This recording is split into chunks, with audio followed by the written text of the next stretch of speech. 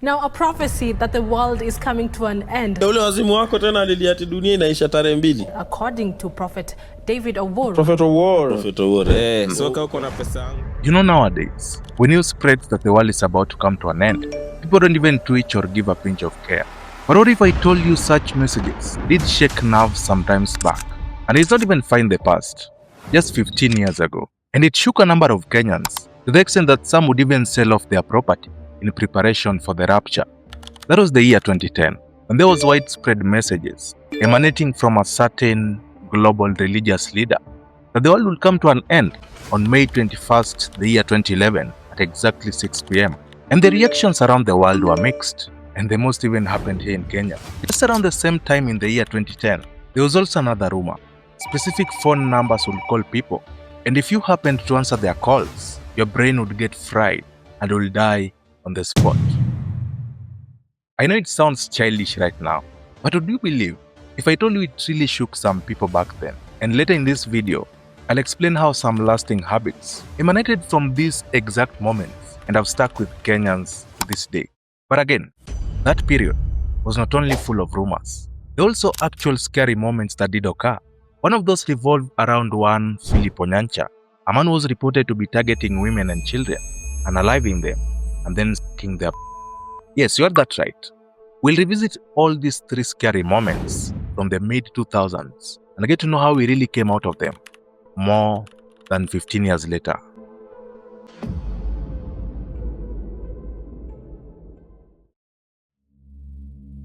It's the year 2010. Kenya is slowly embracing the digital age. Mobile phones are finding their way into people's pockets. Cyber cafes are packed almost every evening. And the internet is no longer something you only hear about on television. But despite all that, technology is still a mystery to many. People are learning how to use it long before they fully understand how it works. And perhaps that is exactly what made what happened next so believable.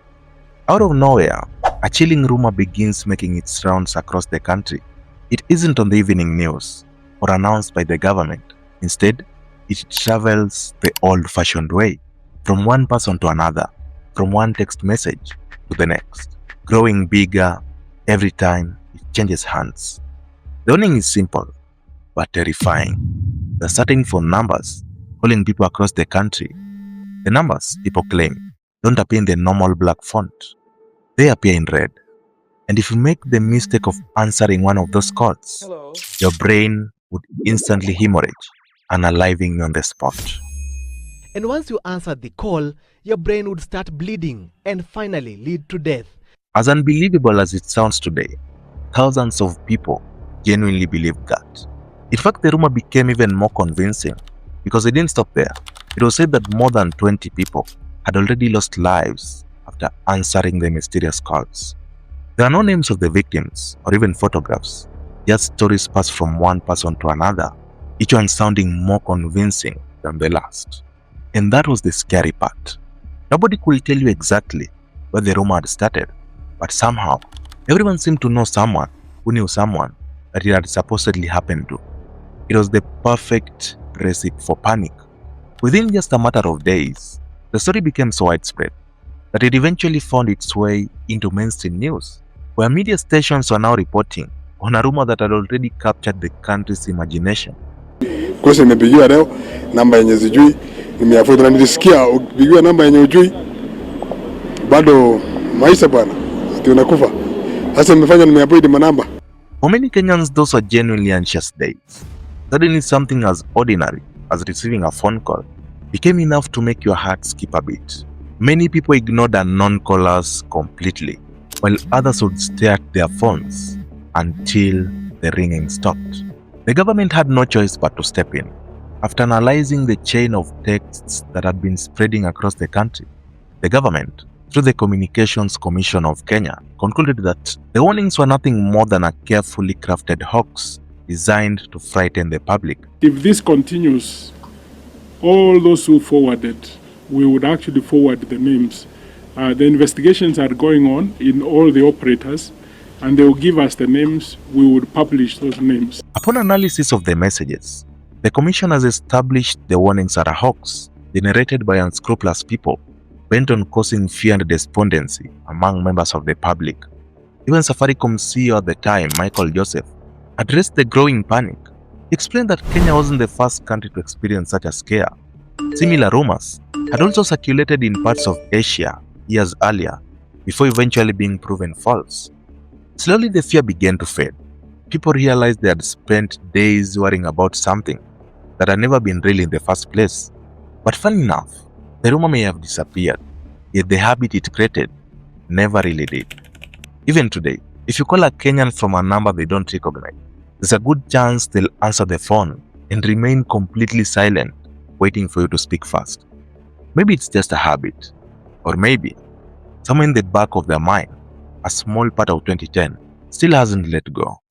And just when Kenyans thought they'd survived one nationwide scare, barely a year later, another rumor would emerge. Only this time, it wasn't just Kenya that was gripped by fear. It was almost the entire world. May 21st, the year 2011, that was the exact day the world would come to an end, according to a growing movement of believers. Now, to be fair, predictions about the end of the world are nothing new. Humanity has been making them for centuries, and even today, you'll occasionally hear someone claiming to know about the next one. But there was something different about the 2011 prediction. It wasn't started by an anonymous person or a controversial preacher on the internet. It came from a man many people considered credible, an American Christian broadcaster named Harold Camping, the president of Family Radio at the time. Camping wasn't vague about his prophecy. He confidently declared that on May 21st, the year 2011, at exactly 6 p.m., Judgment Day would begin. According to him, a devastating earthquake would shake the entire planet before God gathered the faithful, marking the beginning of the end for humanity. And because he spoke with absolute certainty, a number of people believed him. May 21, there's going to be a terrific earthquake, way greater than anything that the earth has ever experienced, and that'll be the beginning of Judgment Day. In Kenya, for example, reports emerged of people selling their belongings, convinced they would not need them anymore because Christ was about to return. Akauza kila kitu, akaanzia kwa miwa yake akauza. Akasema hata ikiwa simu afadhali nibaki uchi. The panic wasn't limited to Kenya either. In the United States, one devoted follower reportedly spent what was then the equivalent of nearly 10 million Kenyan shillings, his entire life savings, printing billboards, buying advertising space, and traveling across America, warning people that they had only few days left to prepare. One follower spent $140,000 on ads warning of Judgment Day. That's your life savings. Then came the morning of May 21st. As millions around the world waited to see what would happen, a tragic incident was reported here in Kenya. A man was found dead inside Nairobi's Holy Family Basilica Church after reportedly unaliving himself. Almost immediately, speculations began spreading. Many believed the man had taken his own life because he thought the world was about to end. Although the exact circumstances surrounding his demise were unclear, the timing only fueled the fear and uncertainty that had already gripped the public. Then 6 o'clock of May 21st came.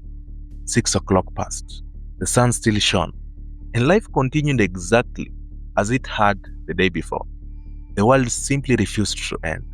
At first, Harold Camping attempted to explain away the failed prophecy, insisting that something spiritual had happened instead. But as criticism mounted, he eventually admitted he had been wrong. In March the year 2012, he publicly apologized for misleading millions of people across the world. Then less than 2 years later, in December 2013, Harold Camping passed away.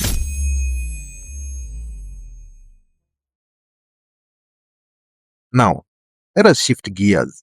We've talked about rumors that terrified an entire nation, but this next story wasn't a rumor.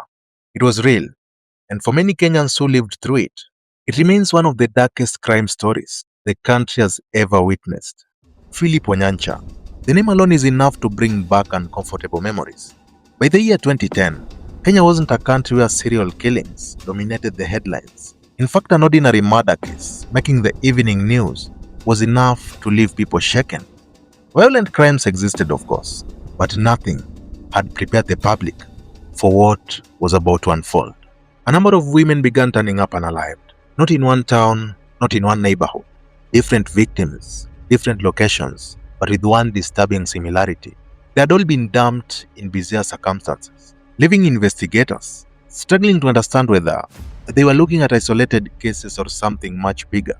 As detectives pieced together the evidence, one investigation eventually led them to a G4 security guard named Phillip Onyancha. At first it looked like a normal murder arrest, but what happened next stunned even the investigators. Instead of denying the allegations or demanding a lawyer, Onyancha allegedly began talking, and once he started, he didn't seem interested in stopping. Strangling. Strangling. Yeah. The blood. The blood. He confessed to unaliving numerous women and children. He claimed the number had already exceeded 17, with some victims yet to be discovered.